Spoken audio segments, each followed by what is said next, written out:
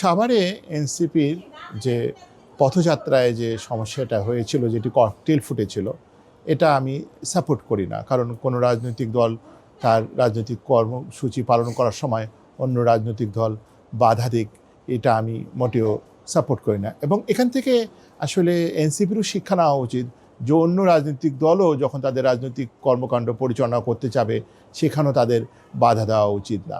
এবং সবচেয়ে দুঃখজনক যে তাদের রাজনৈতিক কর্মকাণ্ডে তারা গতবার যখন টঙ্গীপাড়ায় গিয়েছিল, সেখানে তারা এই যে মুজিববাদ মুর্দাবাদ, মুজিববাদ মুর্দাবাদ, এটা এই ধরনের আসলে উস্কানিমূলক বক্তব্য থেকে তাদেরকে বিরত থাকার আমি আহ্বান জানাবো। আমি বলবো যে দেশের প্রতিটি লোক তার রাজনীতি করুক, জনসংখ্যাকেই সিদ্ধান্ত নিতে দেওয়া হোক যে তারা কাকে চায় কাকে চায় না।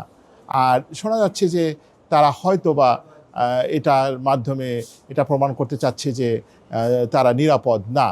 এখন প্রশ্ন হচ্ছে, একটি রাজনৈতিক দল যদি জনগণের মধ্যে যাওয়ার সময় ভয় পায় এবং তাকে পুলিশ প্রোটেকশন বা আর্মি প্রোটেকশনের প্রয়োজন হয়, তাহলে সেই রাজনৈতিক দলের রাজনৈতিক অবস্থানটা একটু ভেবে দেখতে হবে। যদি কোনো রাজনৈতিক দল রাজনীতি করার সময় ট্যাঙ্কের ভিতরে ঢুকে পালিয়ে আসতে হয়, কিংবা আর্মির প্রয়োজন হয় বা পুলিশের প্রয়োজন হয় জনগণের কাছে যাওয়ার জন্য, তাহলে তাদের রাজনীতি যে গ্রহণযোগ্যতা কতটুকু তাদের নিজেরই ভেবে দেখা দরকার।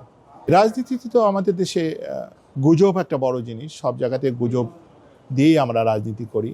আমরা চাঁদে কারোর মুখ দেখি বা আমরা বিভিন্ন ধরনের অজুহাত দিয়েই জনগণকে প্রতারিত করি।